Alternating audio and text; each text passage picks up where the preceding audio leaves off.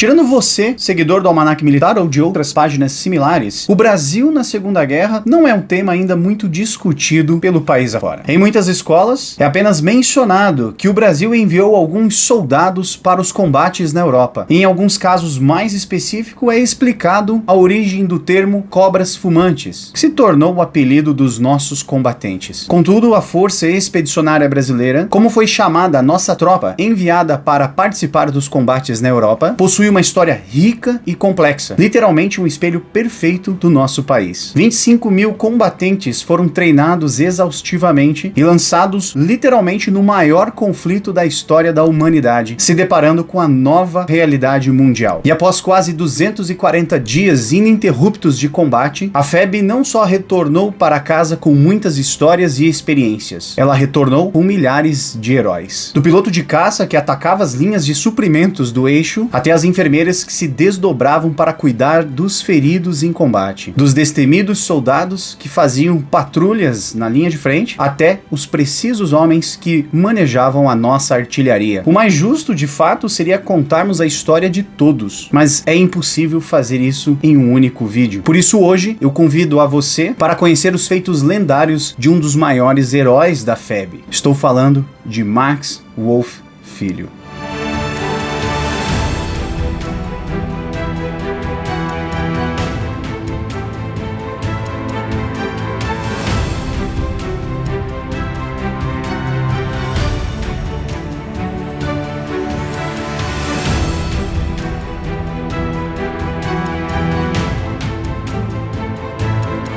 A nossa história começa bem antes da Segunda Guerra Mundial, no longínquo ano de 1911. Em Rio Negro, no Paraná, nasceu Max Wolff Filho. Descendente direto de imigrantes alemães, Max estudou e trabalhou desde pequeno. Primeiro, ele auxiliava o pai no processamento dos grãos de café, a principal commodity do país na época. Na adolescência, foi escrituário e, quando tinha folga, usava o tempo para trabalhar em outras funções. Quando fez 18 anos, Max começou a vida militar com um serviço militar obrigatório, sendo treinado em Curitiba no 15º Batalhão de Caçadores. Mais tarde, ele participou da Revolução de 1930, em que forças de diversos estados do Brasil realizaram um golpe de Estado, levando ao poder Getúlio Vargas. Anos depois, forças de São Paulo, Mato Grosso do Sul e Rio Grande do Sul se levantaram contra Getúlio no que ficou conhecido como a Revolução Constituinte de 1932.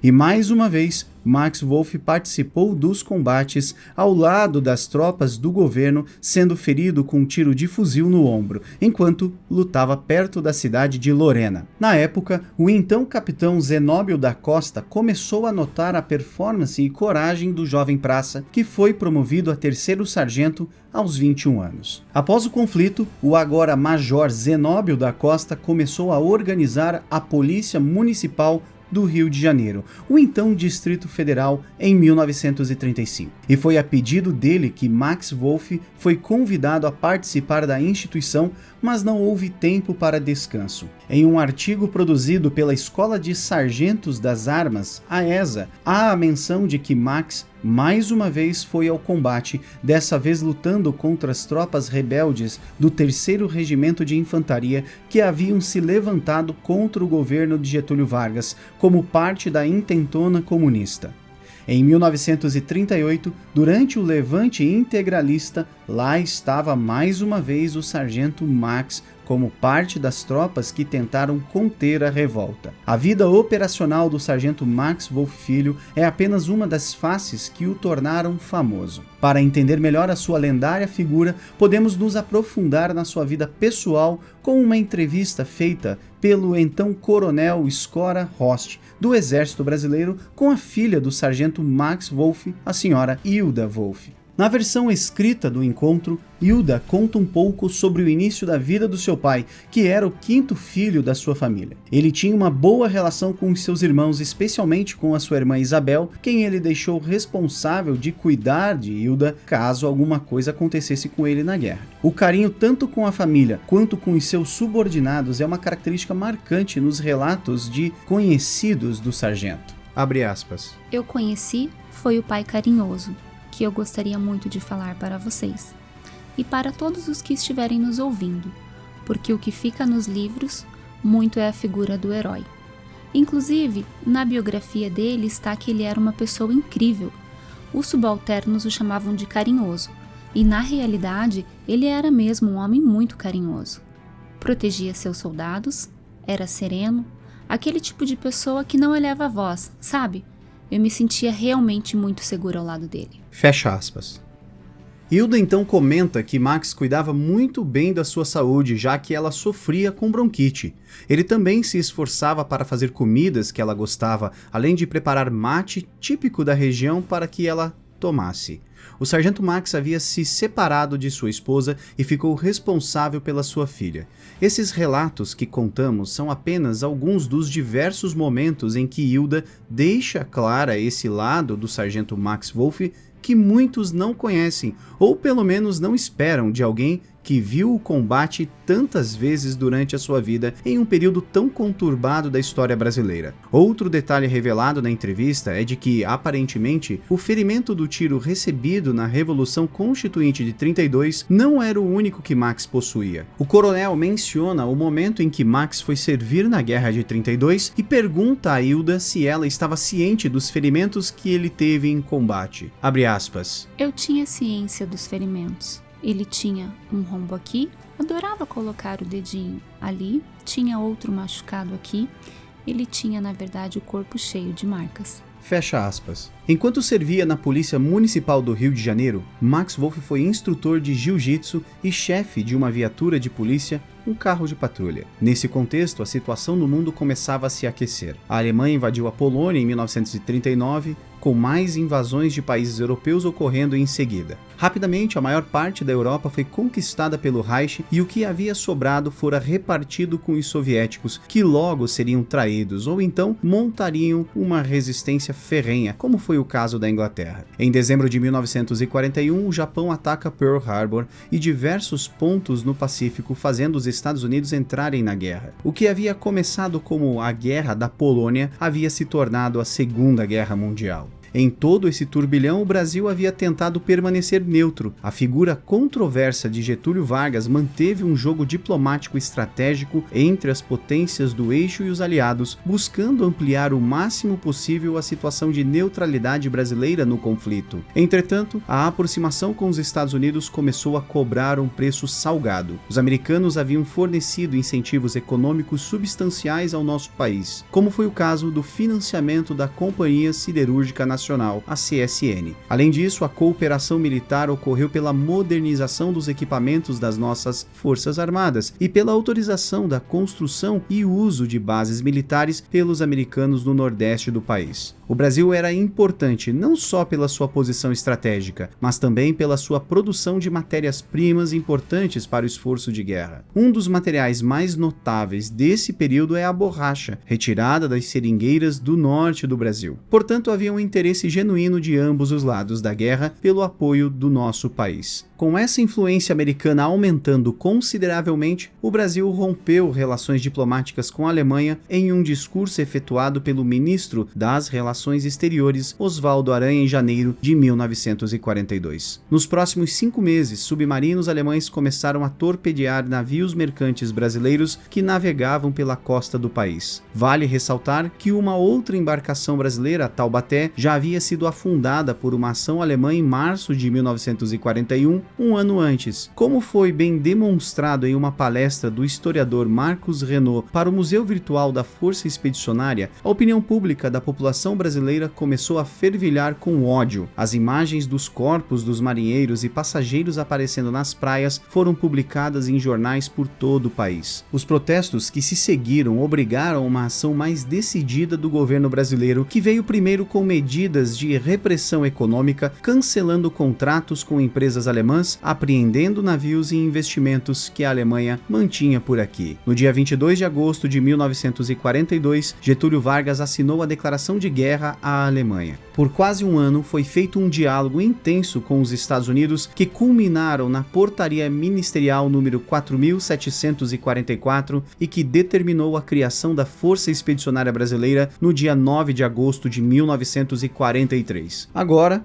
o Brasil iria treinar e equipar uma força combatente que iria lutar na Europa contra a Alemanha. Cerca de um ano de treinamento se seguiu, que viu também um recrutamento de milhares de pessoas. Da mesma forma, diversos voluntários apareceram para servir ao seu país. Alguns oficiais brasileiros foram enviados para os Estados Unidos para treinar e estudar o novo tipo de guerra que era combatida no mundo inteiro. As Forças Armadas brasileiras haviam treinado durante décadas na doutrina de guerra francesa, essa mesma que falhou ao tentar conter o avanço rápido de blindados e aeronaves nazistas. Sendo assim, foi preciso adaptar todas as doutrinas que estavam em voga até então, da forma mais rápida e eficiente possível, afinal, logo todos estariam lutando contra um inimigo muito capaz e experiente. Um desses oficiais que foi para os Estados Unidos foi o agora general de brigada Zenóbio da Costa, que quando retornou ao Brasil se voluntariou para participar da FEB. A sua primeira missão foi a de treinar e preparar a infantaria da Força Expedicionária Brasileira em apenas 27 semanas, colocando o contingente em condições de combate. Com um espírito de combate intenso e sabendo que seu conhecido iria liderar parte da FEB, o sargento Max Wolff se apresentou como voluntário para compor a FEB. Um mito comum sobre a Força Expedicionária é de que os brasileiros que compunham a tropa expedicionária eram de origem simples, com saúde precária e com pouca instrução. Mas a realidade foi completamente diferente, como foi levantado em uma palestra do coronel Júlio Zari do Exército. Os requisitos de preparo físico e saúde para integrar a FEB foram bem restritos, no mesmo padrão que outros países aliados adotavam. Por essa razão, muitos candidatos foram rejeitados, incluindo o sargento Max Wolff. Os exames de admissão haviam indicado que ele possuía uma hérnia, além de ser relativamente velho para servir na guerra como sargento, e que, por isso, não estaria apto para o combate. Segundo a maior parte das fontes da pesquisa desse vídeo, o sargento então buscou especialistas médicos e entrou com um recurso contra o seu resultado de inaptidão. Em um número menor de artigos é mencionado que ele teria entrado em contato com o general Zenóbio da Costa e que ele teria providenciado uma carta de recomendação para que conseguisse entrar na FEB, mas, apesar deste caso ter sido citado até mesmo na entrevista com a filha de Max, a senhora Hilda, não conseguimos encontrar registros documentais sobre esta afirmação. Munido dos recursos e da suposta carta de Zenóbio da Costa, Max Wolff então entrou nas fileiras de treinamento das tropas da FEB pelo 11º Regimento de Infantaria de São João del Rei. Durante o treinamento, o jeito paciente e paternalista que lidava com os seus subordinados mais uma vez ficou evidente. A FEB foi declarada pronta em 1944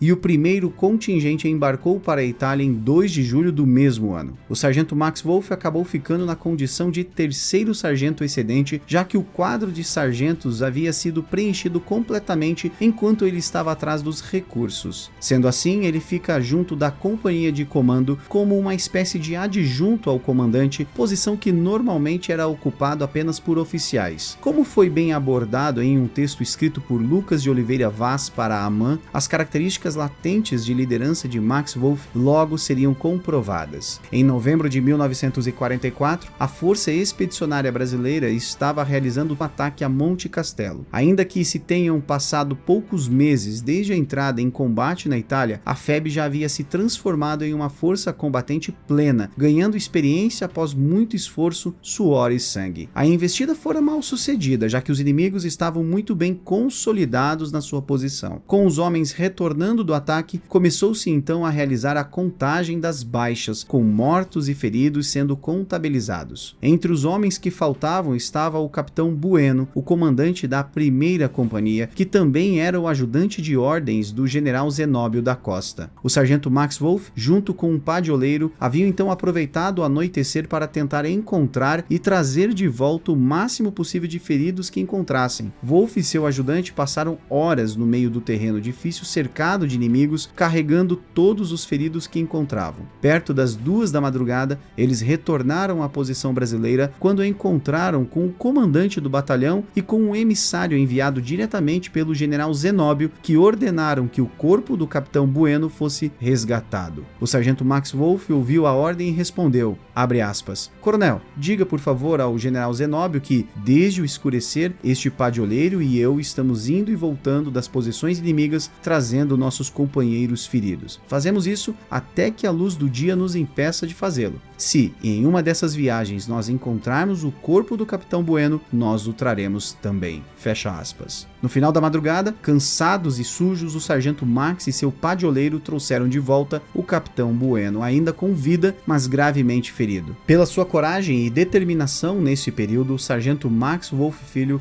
recebeu a Estrela de Bronze americana, um reconhecimento do seu desempenho em combate. O bravo sargento continuou suas atividades auxiliando suas tropas e realizando missões de combate nos próximos meses, sendo apelidado de o Rei dos Patrulheiros. O seu elevado desempenho em combate lhe rendeu uma promoção a 2º sargento e o comando de um pelotão de choque composto por soldados mais preparados que realizavam as temidas patrulhas contra os alemães. Em uma guerra, diferente do que se pensa, as linhas adversárias não ficam constantemente atirando uma na outra sem parar. Entre as 2 linhas opostas se forma uma área neutra, porém hostil, conhecida como Terra de Ninguém. Para se certificar que o inimigo não está avançando, mudando de posição ou realizando outras atividades, são feitas as patrulhas de combate, que são incursões nesse território que podem cumprir diversas funções, desde a captura de prisioneiros até o resgate de feridos. Em fevereiro de 1945, Monte Castelo foi conquistada pelas tropas brasileiras. A FEB seguia avançando e em abril os aliados iniciaram a chamada Ofensiva da Primavera, um esforço enorme para destruir de vez a resistência do eixo em território italiano.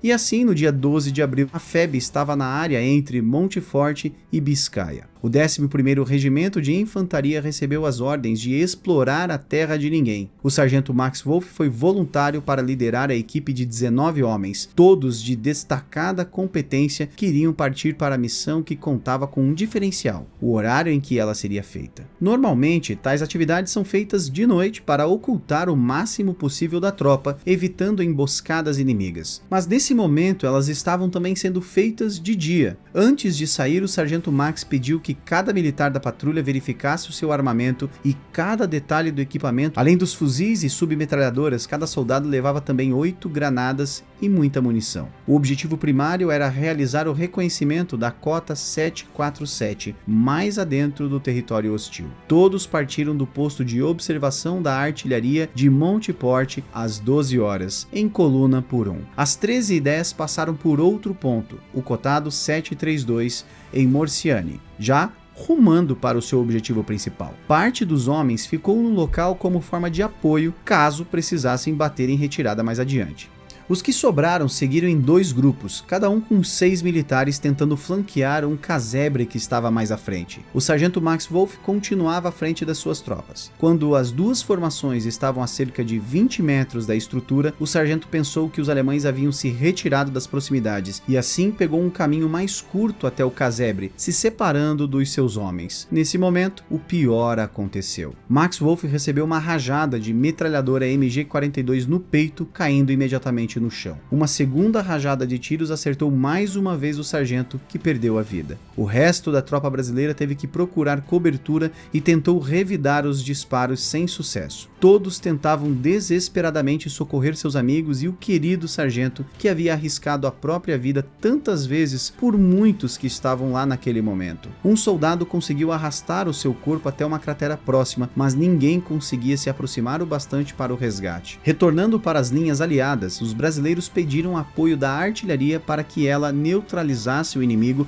e lançasse granadas de fumaça para cobrir a sua retirada. A quantidade de disparos inimigos de todos os calibres e direções tornava impossível qualquer incursão naquele local. O sargento Fation e o soldado Antônio de Sá Rodrigues foram feridos e o soldado João Estevão também faleceu no local durante os esforços de resgate no meio daquele caos. O que havia sobrado da patrulha só conseguiu retornar para sua base perto das 19 horas, sendo atacada constantemente no caminho de volta. A notícia da morte da figura respeitada e paterna do sargento Max Wolff rapidamente reverberou pelo resto das forças brasileiras. Muito mais do que um combatente, todos haviam perdido um grande amigo. Quando os brasileiros conseguiram finalmente retornar ao local, não conseguiram encontrar o corpo do sargento Max Wolff. Apenas dias depois, seus restos mortais foram encontrados e ele foi enterrado no cemitério militar brasileiro em Pistoia, sendo depois transladado para o Brasil. Logo, a FEB voltaria a atacar e no dia 14 de abril, Montese seria conquistada. Um mês depois, as forças alemãs na Itália se renderam. A figura lendária de Max Wolff, entretanto, continuou mais viva do que nunca. O carinho e respeito que tinha com os seus subordinados, somados à alta disciplina e ferocidade em combate, atraíram a atenção de muitos que o viam como um verdadeiro herói. O reconhecimento chegou com as condecorações póstumas da Cruz de Combate, a Medalha Sangue do Brasil, a Medalha de Campanha e a promoção a segundo tenente por um decreto de 1945. Não é por acaso que a sua história seja estudada até hoje e a Escola de Sargentos das Armas, a ESA, tem a Max Wolff como patrono. Uma escola municipal e o 20º Batalhão de Infantaria Blindada em Curitiba também recebem o seu nome. Um exemplo de militar que soube balancear as dificuldades da liderança com um momento extremamente turbulento da história do Brasil em que estava inserido, e que além de deixar uma família que o amava, deixou uma nação que o tomará como exemplo por gerações.